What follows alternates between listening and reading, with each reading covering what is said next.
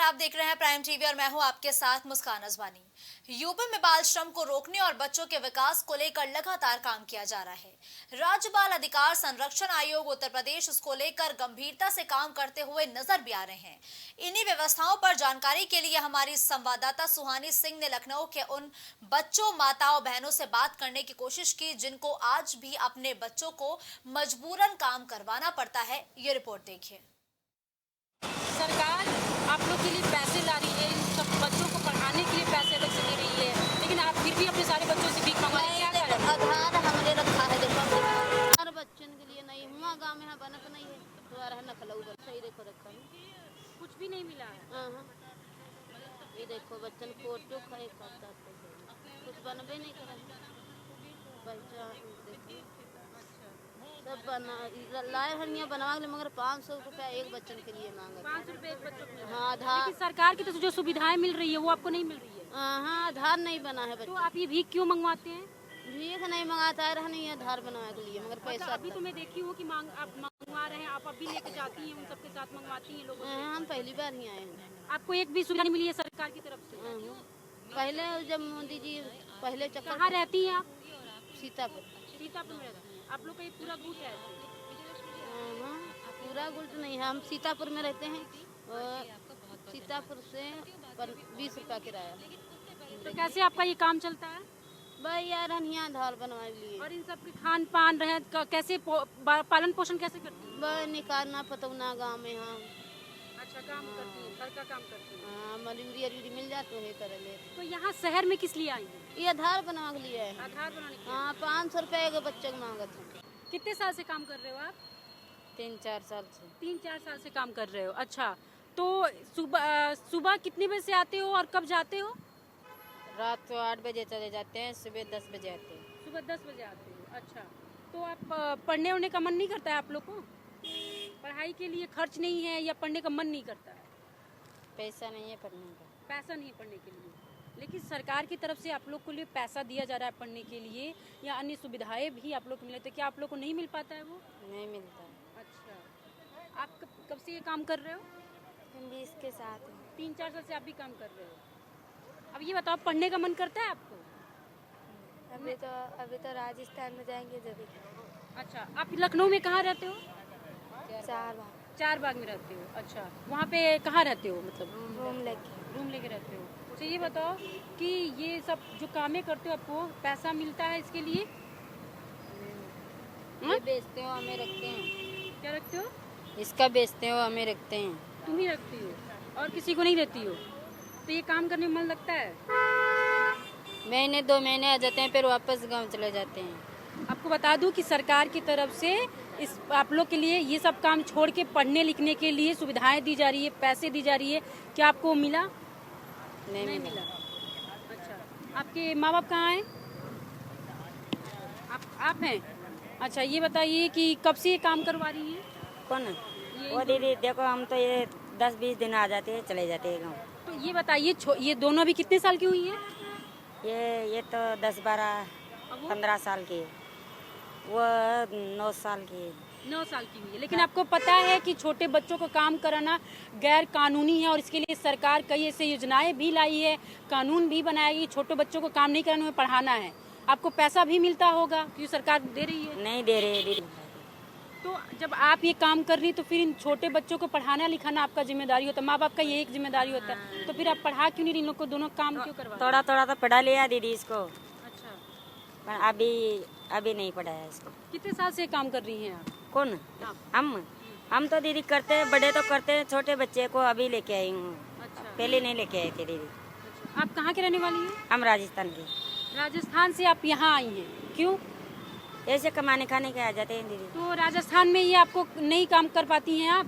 उधर सिटी बड़ा नहीं है, छोटा सिटी है। राजस्थान छोटा सिटी, लखनऊ बड़ा है। ये बड़ा है दीदी। अच्छा, उधर छोटी छोटी गाँवड़ी है दीदी, उधर में नहीं होता है ऐसे धंधा।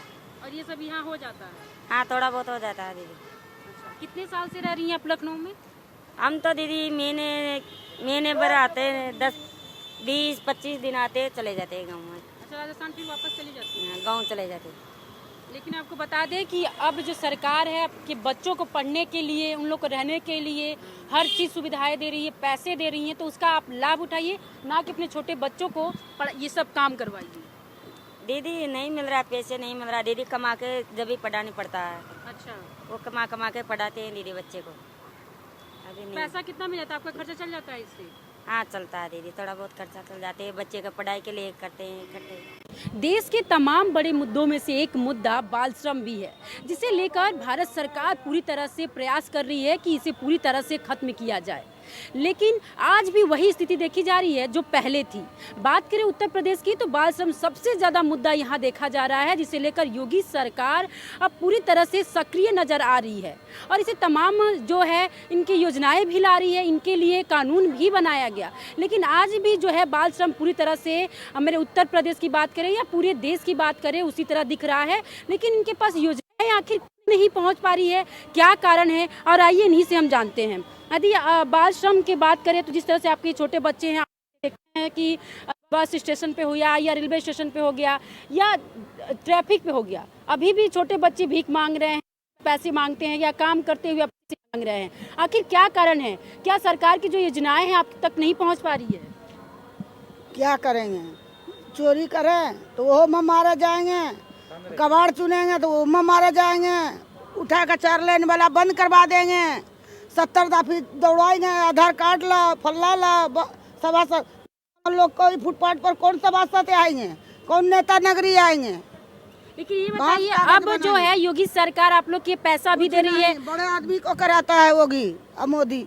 अच्छा, हम लोग को कुछ नहीं। सालों से यहाँ पे आप हैं, कितने सालों से? लोग 40 साल से है यहाँ। अभी तक आप लोग कोई भी योजनाएं आप लोग के पास नहीं मिली है? मिला है, मायावती दिया है। अच्छा, मायावती हाँ, मायावती दीदी योगी दिया है। सरकार में आपको कुछ नहीं मिला कुछ है? नहीं मिले हैं क्या उनकी सरकार में क्या मिला था आपको? हमको। वो मकान दिए हैं, अच्छा, सब चीज दिए हैं। तो अभी आपका मकान, तो आप यहाँ क्यों रह रहे हो? दिए रहते हैं, हमारे आदमी नहीं है, लड़का बच्चा नहीं है, छोटे छोटे बच्चे हमारे पास, लड़का भी खत्म हो गया, बहू भी खत्म हो गया, अच्छा, हमारे कोई आगे पीछे है ही नहीं देखने इस वाला। टाइम बरसात का टाइम है, अगर बारिश आ रहा होगा तो आप लोग कहाँ जाके अब रहते हैं? आप बच्चों को लेके चले जाते हैं बच्चे का घर, घर लेके जाते हो? चले जाते हैं, अभी भूखे यहाँ प्यासे रहने रहते का हैं। क्या कारण है आपका? इस जगह रहने का क्या कारण है? यही कारण है कि छोटे छोटे बच्चे हैं, क्या खिलाएंगे? अच्छा, कूड़ा कबाड़ नहीं चुनेंगे और कुछ नहीं करेंगे, लकड़ी नहीं बेचेंगे, दतवन नहीं बेचेंगे तो कहाँ से खिलाएंगे? चोरी करेंगे, मक्कारी करें, दलाली करें। भी लोग हैं, उनसे भी हम बात करेंगे। आप क्या कहना चाहेंगे? जिस तरह से आप लेकर यहाँ बैठी हुई हैं, बच्चों को गर्मी है, बरसात का मौसम है, इसके लिए आप क्या करती है? कब से यहाँ पे आप काम कर रही हैं? कितने सालों से? दीदी हम तो यहाँ, मेरा पैदाशी यहीं का है जी। अच्छा, ये बताइए, सरकार की तरफ से जो योजनाएं हैं क्या आपको मिलती है? हमको तो आज तक कुछ नहीं मिला है। कुछ नहीं मिला कुछ नहीं। लेकिन आपके ही सहपाठी जो कह रही हैं कि वो हमको मायावती की सरकार में मिली, अभी यहाँ इस सरकार पहले से थे तो उन लोग को मिला, हम लोग को नहीं मालूम, ना हम लोग को मिला है। अच्छा, ये बताइए, बरसात का मौसम है तो आप रहती कहाँ है जब बारिश आता है? यहीं पड़े रहते हैं, पन्नी टंगी हुई है। अच्छा, सरकार की तरफ से कोई योजनाएं नहीं मिल रही है आप लोग को, आप क्या कहना चाहेंगे? अरे एको मरतबा नहीं मिला है। योजनाएं मिलती है आपको? कुछ नहीं। ये बताइए, आखिर जो बच्चों को देखा जाता है कि हमेशा बस स्टैंड पे हो या रेलवे स्टेशन पे भीख मांगते हुए दिख रहे हैं, लेकिन योगी सरकार इनके लिए पैसा दे रही है, अब मिला है? आप भीख नहीं मांगते, मेहनत करते हैं। चलिए, मेहनत ही करते हैं। तो ये बताइए, क्या आप लोग की सरकार जो पैसा दे रही है वो आप लोग को मिल रहा है? नहीं मिलता है जी, नहीं। तो ये कहा जाता है कि आप लोग से ये कोई काम करवाता है, क्या क्या अपने मन से करते हो आप? अरे अपने मन से करते हैं। हम लोग के बच्चे तो कौन खिला देंगे? आइए और भी लोग हैं, उनसे बात करते हैं। आप क्या कहना चाहेंगे? जिस तरह से कहा जा रहा है कि योगी सरकार आप लोग के लिए पैसे दे रही है, बच्चों से बाल श्रम जो है पूरी तरह से खत्म किया जाए, उनको अलग से पढ़ाने के लिए पैसा दिया जा रहा है, क्या कहेंगे? बच्चे के लिए ना पैसा ना कौड़ियाँ कुछ नहीं मिल रहा है। कुछ नहीं मिल रहा है, अभी तक नहीं मिला है। कुछ भी नहीं मिला। उनका कहना है कि ये मायावती सरकार में मिली, अभी योगी सरकार में नहीं मिल रहा है। उससे मैंने मतलब आज पहली बार आया हूँ। 1 रुपया भी आप लोग को नहीं मिला है। सही बताइए, कब से आप मतलब है इसमें, कितने साल हो गया आपको? हम तो ड्यूटी करता हूँ। हाँ?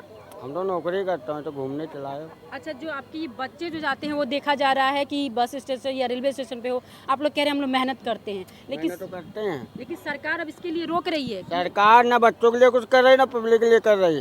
अच्छा, हाँ, जितने फुटपाथी लोग रहते हैं ना कुछ मिला है, ना कुछ, ना पैसा ना कौड़ी, ना पढ़ाई लिखाई, ना कुछ। सरकारी सरकारी स्कूल में बच्चा जाता है, उसमें कोई लिखाई पढ़ाई नहीं होती है, दिन भर बच्चा खेलते ही रहता है। अच्छा। ना पैसा मिला ना कौड़ी मिला, कुछ भी नहीं मिला है।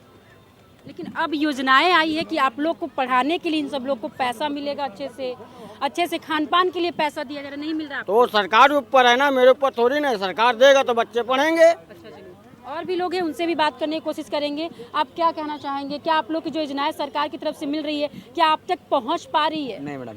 क्यों नहीं पहुंच पा रही है? आखिर क्या कारण है? आपने ये कोशिश किया जानने जी क्यों नहीं मिल रही है भाई? गरीब आबादी है, हम लोग, योगी सरकार है, इतना परेशान है, क्या बताइए? अच्छा, ये आपको क्या बताएं, हम इतना परेशान है। नहीं बताइए अपनी जो भी समस्या है। सरकार थी, हाँ। दुकानें यहाँ तक लगती थी हम लोगों की। जी। फुटपाथिया आदमी हैं, फिर भी यहाँ तक दुकानें लगती थी रेल परिषद के अंदर। आज भाजपा सरकार है, बीजेपी सरकार है आपकी, दुकानें ऐसी चली गई, वहाँ लगा रहे, वहाँ भी हम लोग परेशान हैं। आए दिन परेशानी ही झेल रहे हैं। क्या परेशान? तो मेहनत क्या कर रहे हैं। कोशिश करते हो आप जाके बात करने के लिए? बाबा का सरकार है तो बाबा गरीबों के लिए बना हुआ है, तो उस तरीके गरीबों को देखे ना, क्या गरीब मेरा क्या पीड़ित है क्या नहीं पीड़ित है। हम लोग ठेला ही लगा रहे हैं। योजनाएं आ रही है सरकार की तरफ से, वो नहीं पहुंच पाता, आप उसके लिए बात करने क्यों नहीं अगर चाहते? योजना आई हुई है तो क्या मिल गई बताइए हमें? अगर कोई भी योजना आई है कि बच्चों को फ्री सेवा देने हैं या हम नौकरी दे रहे हैं गरीब आदमी को, कहाँ नौकरी मेरे को मिल गई?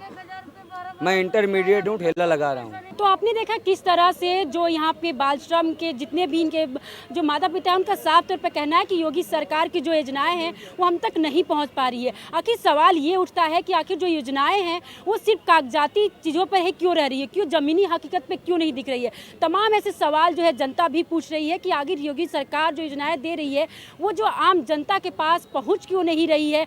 क्यों आम जनता जो है महंगाई, बेरोजगारी या बाल श्रम की जो कहानियां हैं वो बढ़ती ही जा रही है, आखिर उस पर रोक क्यों नहीं लग रहा है? तो क्या योगी सरकार सिर्फ कागजात पे ही अपनी योजनाएं दिखाते हैं या जमीनी हकीकत पे भी देखने को कभी मिलेगा? कैमरामैन नीरज के साथ सोहनी सिंह, प्राइम टीवी, लखनऊ। भारत के तमाम बड़े मुद्दों में से एक मुद्दा बाल श्रम है, जिसे रोकने के लिए सरकार लगातार प्रयास कर रही है। कई इस पे योजनाएं भी लाई, साथ ही कानून भी लाया गया, लेकिन आज भी वही स्थिति देखी जा रही है जो पहले थी।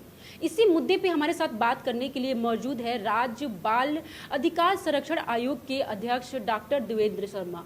सर, ये क्या जो कि पहले भी स्थिति थी कि बाल श्रम पे उसको रोक लाया जाए या रोक किया जाए, उस पर कई ऐसे कानून भी लाया गया, कई इस पर योजनाएं भी लाई गई, लेकिन आज भी वही स्थिति देखी जा रही है जो कि आज स्थिति है। बाल श्रम जो है रुकने का नाम लिया, उसका स्तर बढ़ता ही जा रहा है। क्या कारण हो सकता है इसका? बाल श्रम एक सामाजिक कुरीति की तरह है और समय समय पर बाल आयोग इसके अभियान चलाता है। अभी हमने 30 मई से लेकर 30 जून तक 1 महीने का पूरा प्रदेश में बाल श्रम को रोकने के लिए पूरा अभियान चलाया था। उसके तहत हजारों बच्चों को रेस्क्यू किया गया था, उनका पुनर्वास की व्यवस्था की गई थी। लेकिन आज समाज में एक विकृति ऐसी आई है कि कुछ लोग कम लागत पर ज़्यादा कमाना चाहते हैं, और मैं तो ऐसी विकृत मानसिकता ही कहूँगा कि छोटे छोटे बच्चों को कम तनख्वाह पर काम कराने की जो लोग काम कराते हैं कम तनख्वाह पर, ऐसे लोगों को समझना चाहिए कि बच्चों से काम ना कराएं और पूरी मजदूरी पर पूरा काम कराएं।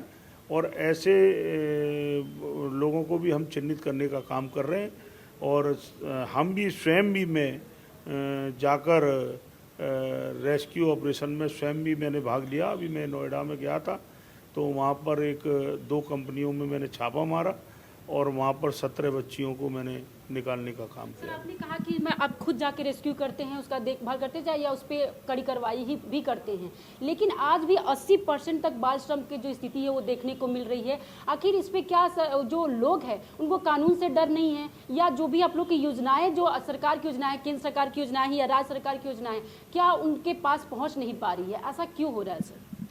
सरकार की योजनाएं तो पहुंच पा रही हैं कि हमारे प्रदेश के यशस्वी मुख्यमंत्री योगी आदित्यनाथ जी बच्चों और महिलाओं के लिए काफ़ी संवेदनशील हैं, और उनकी संवेदनशीलता इस बात को सिद्ध करती है, जब कोरोना रूपी महामारी थी और बच्चे अनाथ हो रहे थे, उन अनाथ बच्चों की चिंता करने का काम अगर किसी ने किया है तो योगी आदित्यनाथ जी ने किया है। और ऐसे बच्चों को जो कोरोना में जिनके माँ या पिता चले गए, उन बच्चों को मुख्यमंत्री बाल सेवा योजना के तहत पढ़ने के लिए हम 4,000 रुपया प्रति माह दे रहे हैं। दूसरा, 1 मार्च 2020 के बाद जिन बच्चों के माँ या पिता दोनों में से कोई किसी भी बीमारी से चला गया हो तो मुख्यमंत्री बाल सामान्य योजना के तहत हम 2,500 रुपया दे रहे हैं। और ऐसे बच्चे जो बाल श्रम से हम जब उन्हें बाल श्रम में उनका रेस्क्यू करते हैं और ऐसे बच्चों को पुनर्वासित करने के लिए हम उनको विद्यालयों में प्रवेश कराते हैं और उन बच्चों को भी मुख्यमंत्री बाल सामान्य योजना के तहत उनका योगदान देते हैं। आपने कहा कि उनको पढ़ाने के लिए भी अब हम लोग कोई योजनाएं ला रहे हैं, पैसे भी दे रहे हैं, लेकिन आज भी देखा जा रहा है कि ट्रैफिक पे जो छोटे छोटे बच्चे हों वो भी आज भीख मांगते हुए दिख रहे हैं और जो पहली स्थिति थी वो भी आज ही स्थिति बनी हुई है। लेकिन इस पर क्यों नहीं रुक रहा है? क्यों आज भी बच्चे भीख मांगते हुए दिखाई दे रहे हैं? आपकी योजनाएं क्यों फेल हो रही है सर? क्योंकि जनता भी ये सवाल उठा रही है कि जब सरकार सारी योजनाएं दे रही है, उनको इतना पैसा दे रहा है, उनको पढ़ाने के लिए कर रहा है, तो आखिर आज भी बच्चे दिख क्यों रहे हैं सड़क पर भीख मांगते हुए? क्या कारण हो सकता है सर इसका? उसमें 2 तरह से लोग, जो हमारे अनुभव के आधार पर 2 तरह के लोग सामने आए। एक तरह के लोग वो हैं कि जो बच्चों को किडनैपिंग करके वो गिरोह हैं जो बच्चों से भिक्षावृत्ति का काम कराते हैं। दूसरे बच्चे वो हैं जो आदतन उनके परिवार उनको भिक्षावृत्ति में लाते हैं। हम उन बच्चों को लाते हैं, उन बच्चों का रेस्क्यू करते हैं, उन बच्चों को जब छोड़ देते हैं तो फिर बच्चे फिर दोबारा से भिक्षावृत्ति की तरफ बढ़ते हैं। तो अभी हमने एक प्लान उसमें बना रहे हैं कि भिक्षा के साथ शिक्षा, और उन बच्चों को हम शिक्षित करें, क्योंकि बच्चे अगर स्वस्थ रहेंगे, बच्चों के चेहरे पर अगर मुस्कान आएगी, तो बच्चे अगर शिक्षित रहेंगे तो प्रदेश का भविष्य भी शिक्षित बनेगा। क्योंकि किसी भी देश का भविष्य बच्चा है, क्यों? बच्चा देश की आत्मा होता है। अगर बच्चा स्वस्थ होगा, बच्चा शिक्षित होगा, तो आज हम देखते हैं कि कुछ लोग, जैसा कि मैंने बताया कि भिक्षा के साथ साथ एक और घोर समस्या समाज में दिखाई देती है, वो बच्चों में नशा करने की जो प्रवृत्ति बढ़ी है। आज बच्चों में नशा करने की प्रवृत्ति को लेकर हमने नारकोटिक्स विभाग और राज्य बाल अधिकार संरक्षण आयोग दोनों ने जॉइंट एक्शन प्लान बनाया है, और दोनों ने के नारकोटिक्स विभाग तो उन बच्चों को जो बच्चों पकड़ने का काम करता है जो नशे के कारोबारी हैं। दूसरी तरफ बाल आयोग इसमें जागरूकता फैलाने का काम करता है। और मैं धन्यवाद देना चाहता हूं अपने मुख्यमंत्री जी को कि 15 दिन का एक पखवाड़ा ऐसा मना गृह विभाग द्वारा, एक युद्ध नशे के विरुद्ध हमने जो प्लान बनाया है, और उसमें उन्होंने सीधी जिम्मेदारी जब दी और हजारों अरबों रुपए की ड्रग्स को पकड़ा गया, उनको नष्ट करा गया, और जो अवैध रूप से धन संपत्ति पैदा करना चाहते हैं नशे के कारोबारी, ऐसे लोगों को शिकंजे में डालने का काम सरकार ने किया है। और इसके साथ साथ अभी हमने इसमें महानगरों को लिया है, क्योंकि ज़्यादातर जो प्रवृत्ति विद्यालयों के पास या महानगरों में दिखाई देती है, अभी तक हमने जो बच्चों को प्रभावित करने वाला वर्ग है उसके साथ बैठकर गोष्ठी करने का कार्यक्रम हमने बनाया था। और उसमें हमने बच्चों को, जो जैसे कि टीचर है, आंगनवाड़ी है, अपनी आशा बहनें हैं, डॉक्टर्स हैं, इस तरह का जो बुद्धिजीवी तबका है जो बच्चों के बीच में ही रहता है, उनके साथ गोष्ठी हमने अभी 10 महानगरों में की है। अभी हमारी और गोष्ठियाँ चल रही हैं, और हमारा टारगेट ये है कि पहले हम महानगरों में गोष्ठी के बाद फिर जागरूकता के कार्यक्रम चलाएंगे। उसके साथ साथ हम नशे पर, क्योंकि आज देखा जाता है आईडेक्स को ब्रेड में मिलाकर नशा किया जाता है, आज जो वाइट कलर है उसके साथ नशा किया जाता है, और जो स्लोचन होता है उसको भी लेकर नशा किया जाता है। और ऐसे लोगों को रोकने के लिए हमने अपनी एक योजना बनाई, और जो हमने नीचे तक गाइडलाइन दी है, 4 तरह की गाइडलाइन हमने दी है। पहली तरह की गाइडलाइन दी है कि विद्यालय के सराउंडिंग कोई भी पान, बीड़ी, सिगरेट, गुटखा की दुकान नहीं होनी चाहिए। उस पर इम्प्लीमेंट हो रहा है, नीचे भी हमने जाकर पता किया है। दूसरा, हमने ई सिगरेट को बंद कराया है। तीसरा, हुक्का बार को भी बंद कराया है। चौथा इसमें हमने जो हमारे विद्यालय कक्षा 6 से लेकर हमने उन विद्यालयों में प्रहरी क्लब बनाए, टीचर उसका अध्यक्ष रहेगा, 6-7 विद्यार्थी उसके सदस्य रहेंगे और वो समय समय पर इस बात की चिंता करेगा टीचर कि कहीं मेरी और वो विद्यार्थी कि कहीं हमारी क्लास का बच्चा कहीं कोई नशे में तो नहीं फंस रहा है। तो वो प्रहरी क्लब भी काम करेंगे और उनकी सूचियां टीचरों जो अध्यक्ष बनाए उनकी टेलीफोन सहित सूचियां हमने जिला प्रोविजन पर मंगा रहे हैं। सर ये तो बात हुई। दूसरा, अभी हमने इसमें मेडिकल शॉप्स पे नारकोटिक्स की H1 मॉडिस की जो दवाइयाँ मिलती हैं वो बच्चे ना खरीदें, उसके लिए हमने मेडिकल शॉप से भी कैमरा लगाने का गाइडलाइन दी है। चौथा, हमने इसमें जो अपना आबकारी की दुकान है उसमें भी हमने कैमरे लगवाए और आज देखते होंगे जो आबकारी की दुकान है और वहाँ पर एक स्लोगन भी लिखा गया है कि 21 साल से नीचे के बच्चे शराब ना खरीदें। सर ये तो बात हुई बाल श्रम की, लेकिन आजकल सर देखा जा रहा है कि हर दिन सर 4 बच्चों का यौन शोषण जो हो रहा है वो हो रहा है। ये मामला पूरे सर उत्तर प्रदेश में सबसे ज़्यादा देखा जा रहा है। सर आखिर क्यों, क्या पॉक्सो एक्ट 20 पे बनाया गया, तो क्या इस पर डर नहीं है सर जो कानून का? क्योंकि हर दिन सर 4 बच्चों का 6 से ले जो 3 साल के बच्चियां हैं या 4 साल के बच्चे, लगातार छोटे बच्चों का यौन शोषण हो रहा है। सर आखिर क्या हो सकता है इसका कारण? इसमें वो लोग आते हैं जो मानसिक रूप से कुंठित होते हैं और जो केवल मैं तो उन्हें पशु समान ही मानूंगा, क्योंकि और ऐसे लोग जब इस कृत्य को करते हैं तो आज पास्को के तहत आपने देखा होगा उनको सजा का प्रावधान है और ऐसे लोगों को चिन्हित करके तुरंत उनके खिलाफ कार्रवाई भी की जा रही है। सर ये विपक्ष भी सवाल उठाती है कि कितना सुरक्षित भारत जो है वो बच्चे यहाँ पे हैं और सरकार इसके लिए आखिर क्या कर रही है? क्योंकि हर दिन ऐसा मामला देखा जा रहा है कि बच्चे भी सुरक्षित नहीं हैं, चाहे उत्तर प्रदेश हो चाहे तमाम भारत के जितने भी क्षेत्र हो वहाँ पे बच्चे सुरक्षित नहीं हो पा रहे। ऐसे क्या कारण है? क्या इसके लिए कोई अलग और कानून नहीं बनाना चाहिए? क्योंकि पॉक्सो एक्ट है, क्या इस पर एक्शन नहीं ले रही है सरकार? इस पर बच्चों के लिए JJB एक्ट बनाया गया है और हम लोग भी उसी के अनुसार काम करते हैं और उस काम को अंजाम देते हैं। और शिक्षा के क्षेत्र में आप देखिए कि आज गरीब बच्चों को, जो बच्चे बेसहारा हैं, ऐसे बच्चों को हॉस्टल में हर ब्लॉक स्तर पर कस्तूरबा के नाम से बेटियों के हॉस्टल बनाए गए और आपको जानकर प्रसन्नता होगी उनमें से ही एक बेटी भारत की क्रिकेट टीम में भी पहुंची है और हमने उसको रोल मॉडल बनाने के लिए उसका चित्र सभी कस्तूरबा में लगवा रहे हैं। हमारे यहाँ अटल योजना के जो विद्यालय चल रहे हैं, आश्रम पद्धति के भी विद्यालय चल रहे हैं और हम भी जिस जिले में जाते हैं कस्तूरबा में ही जाते हैं, वहीं पर उन बेटियों के साथ बैठकर भोजन करते हैं और वहाँ पर देखते हैं कि उनके भोजन की गुणवत्ता क्या है और उसका एक संदेश सारे उत्तर प्रदेश में भी फैला है कि अध्यक्ष जब स्वयं जाता है तो उसके साथ बेसिक शिक्षा अधिकारी और अधिकारी भी जाते हैं और उन बेटियों में भी एक आगे बढ़ने की चाहत उत्पन्न होती है। तो ये थे हमारे साथ राज्य बाल संरक्षण अधिकारी के अध्यक्ष जो देवेंद्र जी साहब। तो उनका कहना है कि जो भी आजकल बाल श्रम बढ़ रहा है उसको रोकने के लिए तमाम ऐसी योजनाएं जो है सरकार ला रही है और हम इस पे काम भी कर रहे हैं और आगे भी इसको पूरी तरह से खत्म करने के लिए तमाम जो उत्तर प्रदेश की सरकार है उस पर योजनाएं ला रही है, उस पर कड़ी कार्रवाई करने की भी काम कर रही है। और जो बच्चे होते हैं कहीं ना कहीं हमारे देश के भविष्य होते हैं और उनके सुधारने के लिए लगातार प्रयास किया जा रहा है। कैमरामैन विजय के साथ सुहानी सिंह, प्राइम टीवी, लखनऊ।